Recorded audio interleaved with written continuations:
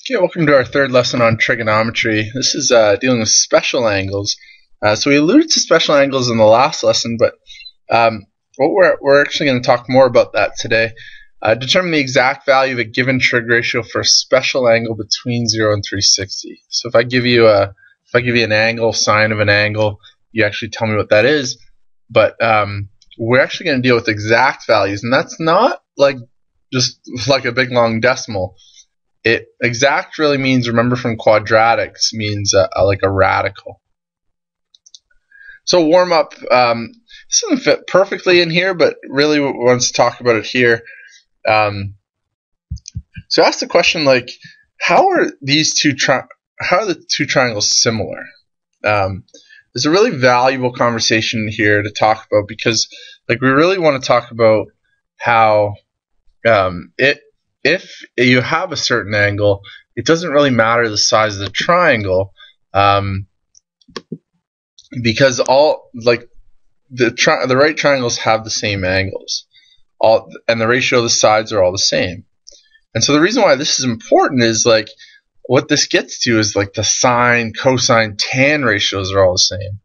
And so when you have a different triangle, as long as the angle is the same, the ratios are going to be the same as well. So what does this mean? Sine, cosine, tan of the angle is the same in both triangles. So that actually like brings us to a point where when we actually have these special angles that we're going to see in a second, they actually cover a lot of triangles. It doesn't matter the size; they can all be different sizes. So two special triangles are the following. The first one's the 45-45-90 triangle, and the 45-45-90 triangle has angles 45. It's a isosceles triangle with side lengths 1. And Pythagorean theorem gives the third side, the hypotenuse, is root 2. This tells you sine 45 is 1 over root 2, cosine 45 is 1 over root 2, and tan 45 is 1, opposite over adjacent. The second special triangle starts with an equilateral 2-2-2 triangle where all the angles are 60 degrees. If you cut it in half, you get a length of 1 on one side, and the Pythagorean theorem gives you root 3 as the height. We know that the angles are 30 and 60, and so this here that I took away the 2 there, this triangle here is the special triangle. So it gives you a whole bunch of things: sine 60, cosine 60, tan 60, cosine 30, sine 30, tan 30. It gives you a whole bunch of ratios now that we can actually deal with. Also from the unit circle, we could some special angles are 0, 90, 180, 270, 360. They're a bit easier to deal with because if you punch sine of any of these in the calculator, you just get 1 or -1 or 0. So we don't have to so much worry about this exact value that's not rounded, like a root 3 or root 3 over 2. This question could look like this, where it's just kind of practicing determining these angles. If we go to the special triangle, sine 45 is 1 over root 2, cosine 45 is the same, sine of 60 is root 3 over 2, cosine 30 is root 3 over 2. We can put the fractions together. We get 1/2 plus 3/4.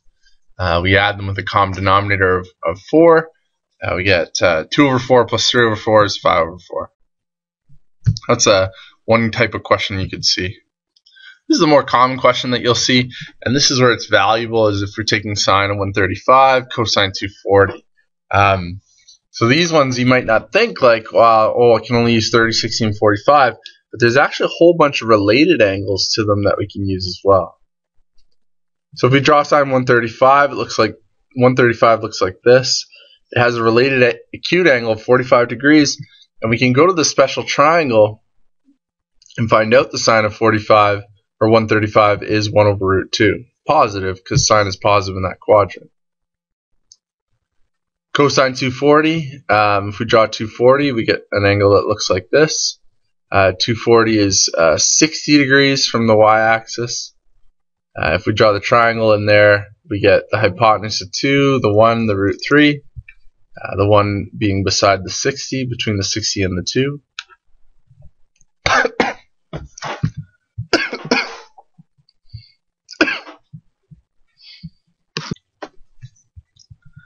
Sorry about that, I just started coughing. So if we look at cosine of 60, we get 1 over 2. Because we're in this this quadrant here, the adjacent side is 1, the hypotenuse is 2. It's funny. And then cosine of 120 would be negative a half as well, because cosine is negative in those two quadrants.